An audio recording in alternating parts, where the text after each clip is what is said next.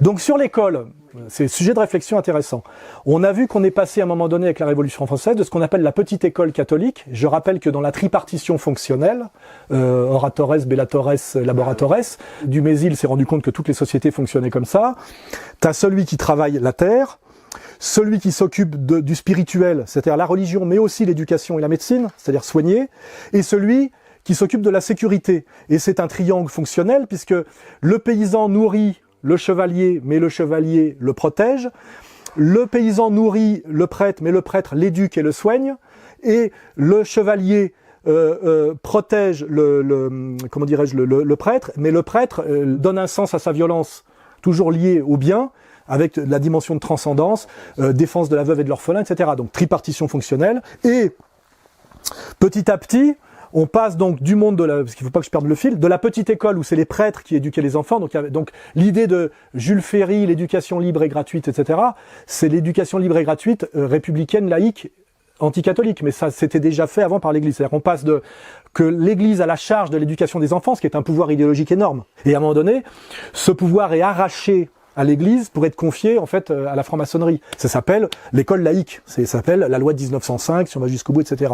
Or, ce qu'on constate à un moment donné, c'est que la bourgeoisie dans sa phase ascendante, puisqu'on parle de la bourgeoisie, pour fonctionner, a besoin que le peuple accède à une certaine rationalité, parce qu'on leur vend finalement la vertu de la rationalité laïco-bourgeoise contre l'obscurantisme traditionnalo-catholique avec toutes ces scories, je dirais, qualitatives, les saints, les machins, les trucs, les miracles, etc.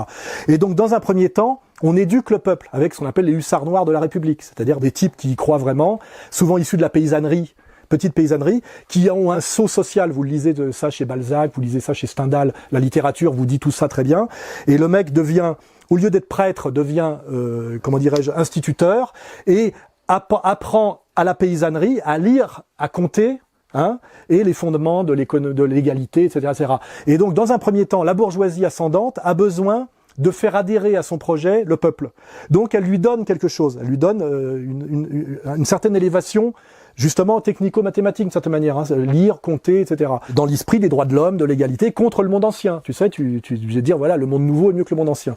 Le problème, c'est que petit à petit, ce monde nouveau des droits de l'homme, on a compris que c'était les droits de l'homme, c'était pas les droits de l'homme, c'est les droits du bourgeois, puis derrière les droits du bourgeois, c'est les droits du juif. Enfin, tu vois, que de plus en plus, c'est un mensonge et que ça dérape. Et à un moment donné, on arrive à un basculement qui, à mon avis, certain à partir de mai 68, on peut le dater facilement comme ça, où pour que le peuple adhère à cette société, ce qu'on appelle la République et la démocratie, il faut non plus faire monter son niveau de conscience et de maîtrise intellectuelle, parce que là, il pourrait devenir un critique efficace, c'est la révolte gilet jaune. Il faut basculer de l'autre côté et l'abrutir. Alors, tu peux pas l'abrutir en lui revendant les saints catholiques, la virginité de la Vierge et le catéchisme, parce que c'est ça. Il faut trouver un autre mode d'abrutissement. Et ça s'appelle la défense des minorités, le communautarisme. Et tu vois qu'au début, c'est les femmes sont victimes des hommes. Alors, tu dévies la lutte des classes vers la lutte des sexes. Le jeune a une dimension prophétique parce qu'il est jeune. Regardez mai 68, c'est génial, alors que c'est des petits cons qui connaissent rien à la vie et qui sont là pour faire chier leur père.